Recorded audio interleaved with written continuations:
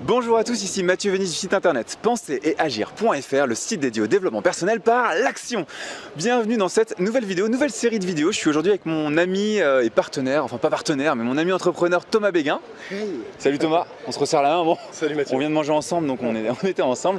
Et en fait, on a eu une idée de série de vidéos, le développement personnel appliqué à l'entrepreneuriat. Donc toi Yes. Thomas, tu es entrepreneur sur internet depuis quand déjà ? Bah, écoute, on va dire qu'on se forme tout au long de la vie, mais je suis bien avancé dans mon projet. Ça fait Et tu ça l'as créé fait- Alors le projet existe depuis 2011 sous une forme un peu embryonnaire, mais sous format entrepreneuriat, on va dire depuis 2 ans, pas plus. D'accord, donc le site web, donc tu as commencé, on va en parler un peu plus dans la vidéo, en 2011 et tu es passé vraiment sérieusement à l'action il y a 2 ans à peu près. Ouais. Donc juste avant de commencer cette petite interview dans laquelle on va parler du développement personnel appliqué à l'entrepreneuriat avec le retour d'expérience de Thomas et puis je donnerai aussi mon avis au cours de cette vidéo, eh bien pensez à vous abonner en cliquant sur le bouton qui est disponible sous cette vidéo et puis n'oubliez pas d'activer la petite cloche pour être notifié à chaque fois que je sortirai une nouvelle vidéo. Alors sujet de cette vidéo, puis on va en faire plusieurs comme ça sur cette thématique, enfin sur d'autres thématiques mais avec Thomas en tout cas. Merci Thomas d'ailleurs. Avec plaisir. L'importance du développement personnel dans l'entrepreneuriat. C'est vrai qu'on entend souvent des mots comme développement professionnel. Si on va voir les chambres de commerce, les pôles emploi, il y a plein de formations professionnelles. Et on a en ce moment une mode aussi un petit peu du développement personnel appliqué à l'entrepreneuriat. Ouais. Quel est ton avis là-dessus ou qu'est-ce que le développement professionnel, développement personnel? Est-ce que c'est plus ou moins la même chose? Comment est-ce que ça se complète, etc. Est-ce qu'on peut avoir un avis pas d'experts, mais plutôt de personnes qui, depuis 2011, pensent à son projet professionnel et qui, depuis 2 ans, le développent à fond. Je te laisse la parole. Bah, on a plutôt tendance à penser on va se former professionnellement ou alors on va se former entre les deux persos. Ouais. Et avec une sorte de cloison bizarre qu'on met entre les deux, alors qu'en fait, c'est pas qu'on parle de la même chose, mais on forme la même personne. C'est-à-dire on se forme soit professionnellement, soit en dev perso, parce qu'on a une limite quelque part, une limite en connaissance par rapport à son projet pro. Donc là, on va apprendre, je sais pas, l'anglais, enfin je dis n'importe quoi, mais on va apprendre une matière comme on l'apprendrait à l'école, ou à peu près, en appliquant plus les choses par contre. Et, ou alors on va justement travailler plus sur je sais pas, sa timidité, sa confiance en soi, ses valeurs, des choses qui sont plus profondes mais qui sont absolument indispensables pour tout projet, qu'il soit professionnel ou non d'ailleurs. Si on veut réussir dans un projet et avec vraiment du succès dans ce projet, on a forcément à un moment donné des limites qui soient du registre de la connaissance, et là on parle plus de formation pro, Ouais. ou du registre de ses limites personnelles à soi, parce qu'on a peur, parce qu'on n'ose pas, parce que ceci, parce que cela, parce qu'on se dit je suis pas capable, machin, et là on rentre dans le développement personnel. Le truc que moi je trouve aujourd'hui, c'est que finalement, c'est 2 facettes du même truc. C'est-à-dire qu'on peut travailler l'une pendant des années et tout, si on ne travaille pas l'autre, on va se retrouver limité. Ouais. Et inversement, c'est pareil. C'est-à-dire que le point commun de ces 2 sujets-là, c'est la personne qui est au milieu. Encore une fois, moi, à titre personnel et à titre professionnel, je travaille les 2 consciemment depuis plusieurs années maintenant, parce que je sais qu'à un moment donné, si je veux avancer, si je veux casser mon plafond de verre, si je veux dépasser une limite, si je veux... Alors c'est pas juste pour la performance de la performance massin, mais déjà dans un premier temps, bien vivre correctement son projet et livrer la valeur qui va avec, ça exige d'aller chercher tout ce qu'on a finalement, tout ce qu'on a de meilleur. Et si ce meilleur-là est entravé par des limites de connaissance ou par des limites qu'on s'est fixé à soi-même mentalement, parce que c'est ça le dev perso, en gros, et ça bloque d'un côté comme de l'autre, quoi. Donc aujourd'hui, pour te répondre, je ne sais pas si on peut faire les 2 en même temps, mais les 2 en parallèle, oui, certainement. Alors en parallèle en même temps, c'est plus ou moins la même chose du coup? C'est pas forcément les mêmes formations, après c'est pas forcément les mêmes outils, donc tu vas passer de l'un à l'autre et faire les 2 en parallèle. D'accord, oui tu veux dire Ouais, c'est comme... des allers-retours quoi. C'est pas forcément les mêmes manières de travailler non plus. Il y a, je trouve, beaucoup plus de remise en question sur la partie de développement personnel, de ce qu'on est, de ce qu'on fait, de pourquoi on a tel comportement, de comment on peut surtout l'adapter pour que ça marche, alors que la formation professionnelle, c'est plus apprendre une matière, la mettre en application ou un outil, et c'est un peu plus... on peut le faire un peu plus bêtement, entre guillemets, si je peux dire. C'est pas bêtement, mais... Plus procéduralement, je dirais. La remise en question est plus profonde et ça implique plus je trouve en tout cas, de vigilance, d'effort, je sais pas, d'abnégation, j'allais dire. Remise en question. Ouais, c'est de la remise en question, quoi. De l'humilité. De l'humilité aussi, je pense que ça peut sûrement jouer, oui, parce qu'effectivement, faut être capable de se dire, bah, j'ai pas tout bon, je peux faire mieux, j'en vois qui font tellement mieux que moi, il y a forcément moyen de faire mieux, puis je suis pas si con, donc pourquoi j'y arriverais pas? Ça vient du coup du développement personnel qui permet de dépasser un petit peu ses croyances, ses limites qu'on aurait vis-à-vis des autres. Mais effectivement, si on se dit j'ai tout bon, je suis le meilleur machin et que j'ai rien à apprendre des autres, à ce moment-là, bah ok, bah il n'y a pas grand-chose à faire. Alors, j'aime beaucoup ce que tu dis. Sur Penser Agir, il y a une formation que j'ai créée qui s'appelle les 7 clés de la réussite. Ouais. Du coup, je vais te dire ce que j'explique dans cette formation. Okay. Et je pense que ça revient un peu à ce que tu as dit quand tu parles de formation en développement personnel. Formation en développement personnel, dans cette formation, je suis allé un peu plus loin, on va dire, dans la définition. Et j'explique qu'il y a les savoir-être, que du coup, tu appellerais plus formation en développement personnel, je dirais. Les savoir-faire, qui sont plus des formations professionnelles. Ça, et puis ensuite, il y a les avoirs. C'est-à-dire tout ce qui va être les outils, tout ce qu'on achète. Et ce que j'explique dans la formation, et j'aimerais que tu confondes ça, sans dire oui t'as raison Mathieu, mais que tu confondes ça à ton expérience personnelle, c'est que les savoir-être vont être le plus important selon moi, qui ensuite vont permettre d'apprendre ou d'acquérir de nouveaux savoir-faire via des formations. Et ensuite on va s'occuper d'acheter des outils. Typiquement, là on filme avec un iPhone, on a ce petit dictaphone, des choses comme ça. Et j'ai l'impression, et c'est là où je veux aussi ton avis, c'est que les gens se limitent à l'envers en fait. C'est-à-dire qu'ils se disent, par exemple je veux démarrer sur YouTube, je veux faire une vidéo, ils vont se limiter parce qu'ils n'ont pas le bon appareil photo, la bonne caméra, le bon dictaphone, le bon truc, le bon machin. Ensuite ils vont se dire, ah maintenant que j'ai ça, oui mais je sais pas le régler, je sais pas comment ça marche, je sais pas le configurer. Et une fois qu'ils ont appris ça, ils vont dire, oui mais de toute façon j'arrive pas à parler devant une caméra, je suis nul.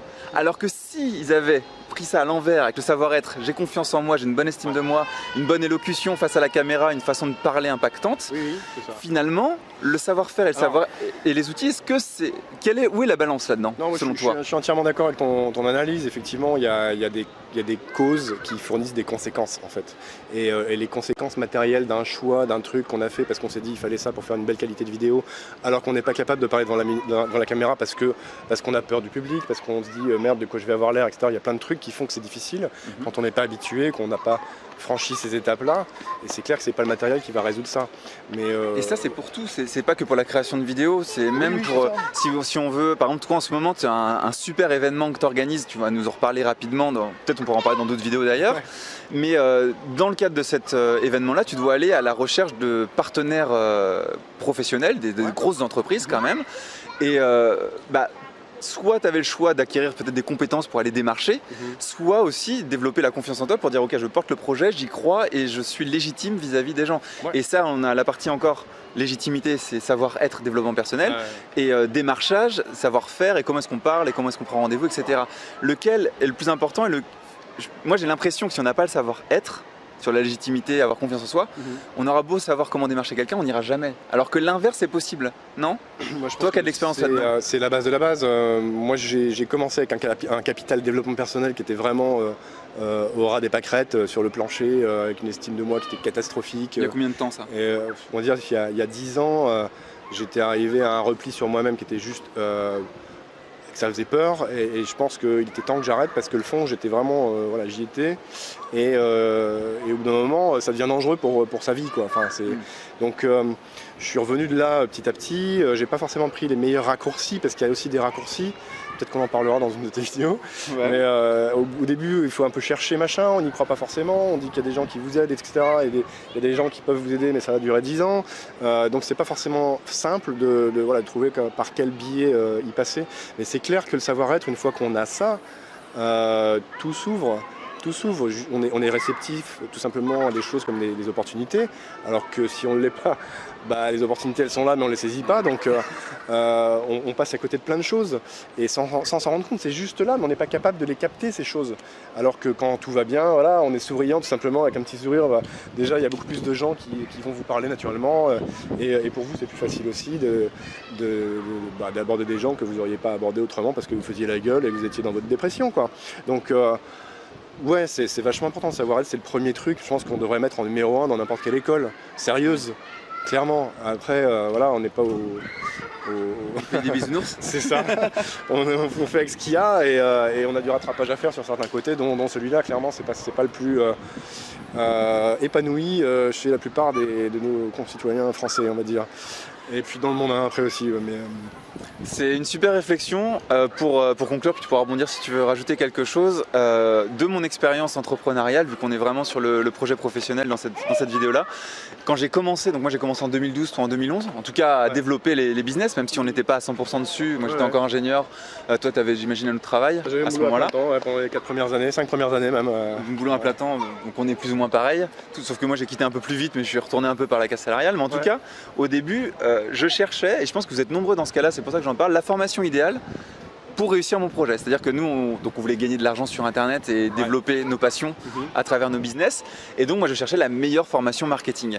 Et quand on s'intéresse aux formations marketing, ce qu'on remarque, c'est que le taux de réussite de ce type de formation va être de 1 ou 2%. Enfin, il est ridicule. Tout le monde se foire. Rien que dans le développement personnel, il y a 1000 blogs, écoutez bien, 1000 blogs par an qui se lancent. Il y en a combien qui marchent? Il n'y en a pas. Et après, c'est normal aussi. Je veux dire, dans n'importe quelle formation, il y a un taux de très gros succès qui est quand même minime, et ça fait partie du lot. Je veux dire, il y a des gens aussi qui se plantent de voie, c'est pas leur voie, ils essayent, bon, ils passent à autre chose. C'est ça. Le tout étant d'essayer, parce que la gamelle fait partie de l'apprentissage. Et on a besoin de ça pour soit rebondir, soit ajuster, soit changer un peu de voie, soit prendre une décision, mais en tout cas pas rester pareil, parce que si on a eu une gamelle, c'est quand même qu'il y a un truc qui s'est mal passé, et c'est la capacité à rebondir à autre chose ou à la suite derrière qui fait, par le nombre de gamelles cumulées normalement, des choix qui sont plus judicieux, plus efficaces, des pertes de temps bien moins importantes, voire finalement l'accès aux raccourcis, quoi. Mais d'ailleurs, on dit toujours que celui qui réussit, c'est celui qui a échoué une fois de plus que les autres. Ouais, c'est ça. Mais c'est ce qu'on dit sur les champions. En fait, un champion, c'est quoi? C'est quelqu'un qui a échoué 200 fois plus que n'importe qui. Et au lieu de faire. Ce que disait Michael Jordan. Ah, ma merde, j'ai raté, ça va pas, une merde et tout, j'en peux plus. Bah, il se relève, il réessaye. Et justement, donc moi je voulais en venir là-dessus, c'est que la plupart des gens se trouvent des solutions dans les formations au savoir-faire, alors que s'ils ont avant le comportement que tu viens de dire, c'est-à-dire quand on se prend des tôles sur tôles, des échecs, parce que nous on est plus bactères tous les trimestres quoi. À chaque fois on se revoit et on est oh putain le moral ça va pas. Tout à l'heure on en parlait, bah, c'était toi, des fois c'est moi, enfin, bon, on se voit tout le temps avec Thomas et puis avec d'autres, que vous verrez sur cette chaîne d'ailleurs, et on se dit ça va pas, mais c'est notre capacité déjà à nous entourer des bonnes personnes et notre capacité nous-mêmes à nous remettre en selle qui fait qu'on avance et tout. Mais c'est parce qu'on a justement ces savoir-être, donc des formations de développement personnel, et moi j'encourage toutes les personnes qui veulent monter des projets avant de suivre des formations de savoir-faire, c'est hyper important, hein, mais il faut suivre des formations de développement personnel pour gérer justement ce que tu viens de dire, le plus important, la peur de l'échec, et je rajoutais aussi l'estime de soi et la légitimité à défendre son projet, c'est-à-dire avoir confiance en soi et gérer les échecs. Les échecs, on est tous obligés d'y passer, on y passera tout le temps quoi. Je vois Mark Zuckerberg, là récemment Facebook a perdu un quart de sa valeur. Bon, j'imagine qu'il vit ça comme un échec et c'est un autre échec que nous quand on rate une vidéo quoi. Donc voilà, bon écoute, merci beaucoup Thomas pour cette vidéo. On va tourner d'autres vidéos, j'espère que ce type de réflexion vous intéresse, c'est des conversations un peu sur le vif, mais je pense que on n'est pas là pour parler de théorie mais vraiment de retour d'expérience, donc j'espère que ça vous plaît. Si ça vous plaît, laissez un commentaire sur cette vidéo pour me le dire. Cliquez sur le bouton j'aime, voilà, pour me le dire, en plus ça fait remonter la vidéo dans les résultats de YouTube et c'est super pour la chaîne. Si vous n'êtes pas encore abonné, abonnez-vous et activez la petite cloche pour être notifié dès que je publierai une nouvelle vidéo et partagez cette vidéo sur vos réseaux sociaux préférés. Je vous dis à très bientôt dans la prochaine vidéo. Ciao. Salut.